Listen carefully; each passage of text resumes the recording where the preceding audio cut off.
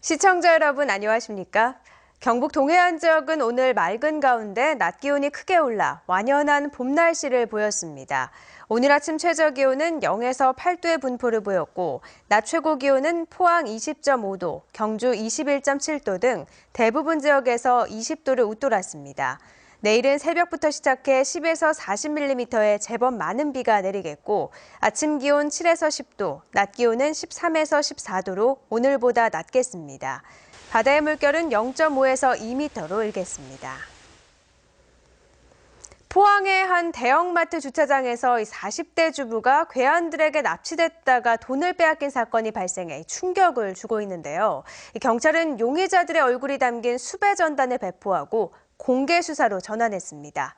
박상환 기자가 보도합니다. 포항 북구의 한 현금 인출기로 마스크를 쓴 40대로 추정되는 남성이 들어옵니다. CCTV를 의식한 듯 고개를 푹 숙이고 비밀번호를 입력한 뒤 현금 100만 원을 인출합니다.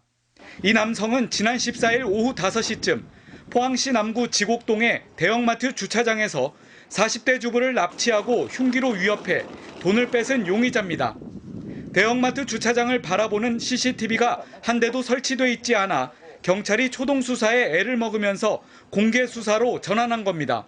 발생 현장 주변 CCTV 및 주민들을 상대로 탐문 수사를 하는 한편 피해자의 카드로 현금을 인출하는 은행 CCTV를 확보하여 용의자를 특정하는 데 수사력을 집중하고 있습니다. 경찰은 용의자가 키 175cm가량의 건장한 체격을 가진 40, 50대로 추정하고 사진이 담긴 수배 전단을 전국에 배포했습니다. 또 용의자를 검거하는 데 단서를 제공한 신고자에 대해선 철저하게 비밀을 보장하고 보상금을 지급할 계획입니다.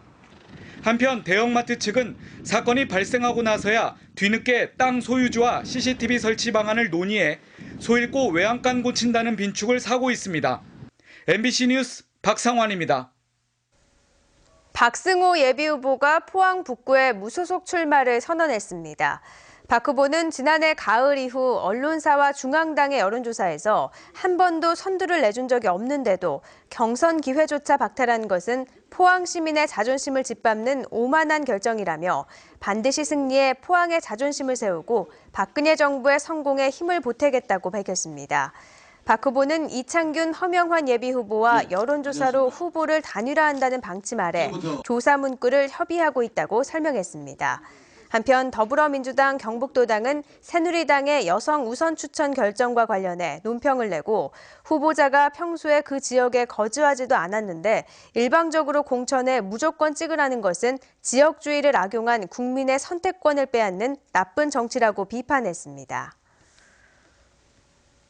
포항 남울릉 선거구의 결선 투표에서 탈락한 김순견 예비후보의 지지자 40여 명이 오늘 새누리당 중앙당사를 찾아 항의 시위를 벌였습니다.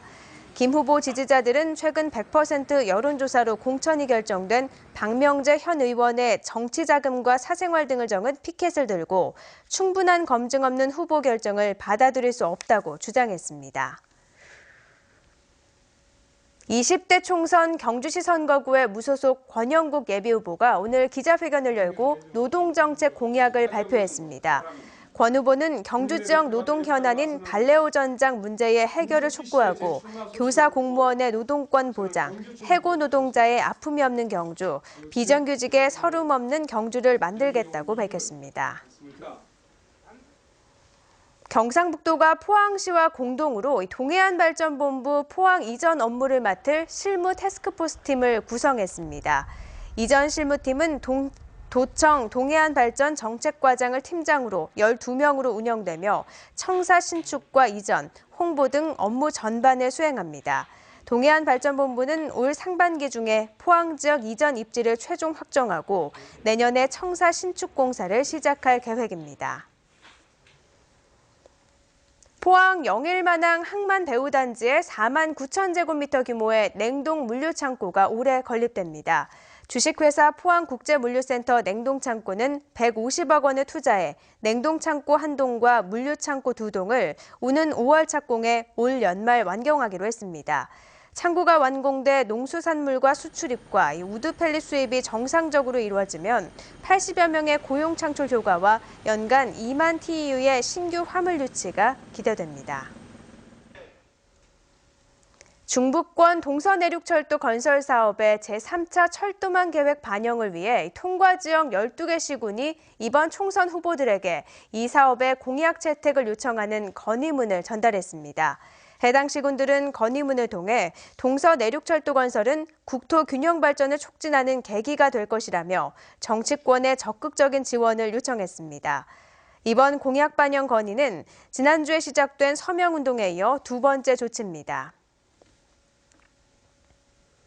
농산물에 대한 미생물 오염 실태를 조사한 결과 대부분 안전한 것으로 나타났지만 생식 채소류 일부에서 식중독균이 검출된 것으로 조사됐습니다.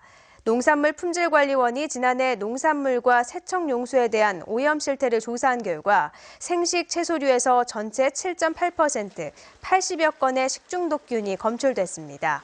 농산물 세척용수의 경우 모두 50개 시설에서 노로바이러스 오염 여부를 조사했지만 모두 안전한 것으로 평가됐습니다. 충남 지역의 구제역 확산으로 경상 지역에도 비상이 걸렸습니다.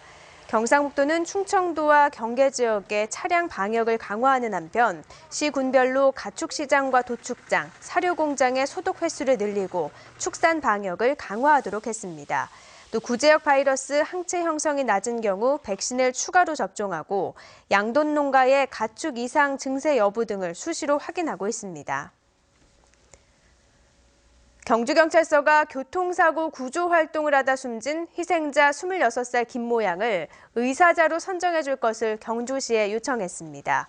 김 양은 지난 1월 8일 새벽 경주시 강동면 산업도로에서 발생한 교통사고를 목격한 뒤 구조 활동을 벌이다 54살 최 모 씨가 몰던 차량에 치여 숨졌습니다. 경찰은 최 씨가 과속으로 달리다 김 양을 친 것으로 보고 최 씨를 구속하는 한편 김 양의 희생 전신을 기리기 위해 의사자 선정을 추진 중입니다.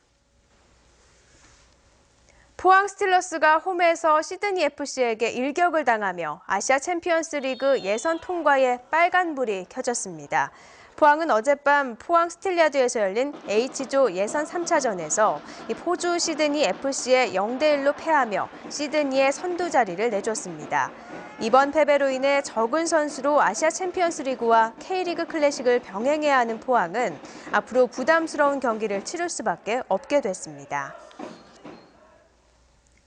최근 일명 냉장고 보이스피싱 등 전화 금융 사기가 기승을 부리자 경찰과 관련 기관이 대책 마련에 나섰습니다. 경북지방경찰청은 경북우정청과 금융감독원 대구지원, 경북농협, 새마을금고 경북본부와 함께 금융범죄 근절을 위한 업무 협약을 체결했습니다. 이들 5개 기관은 이번 협약을 통해 전화 금융사기에 대한 피해 예방과 홍보 대책을 세우고 대포통장 발생 억제 등 금융범죄 예방 대응책을 함께 마련하기로 했습니다. 한국수산자원관리공단 동해지사는 올해 100억 원을 들여 동해연안에 대규모 바다숲을 조성하기로 했습니다. 바다숲 규모는 지난해의 1.5배인 1,400여 헥타르로 지역별로 경북은 6곳에 634헥타르, 강원은 4곳에 771헥타르 규모입니다. 이상으로 포항 MBC 이브닝 뉴스를 마칩니다. 고맙습니다.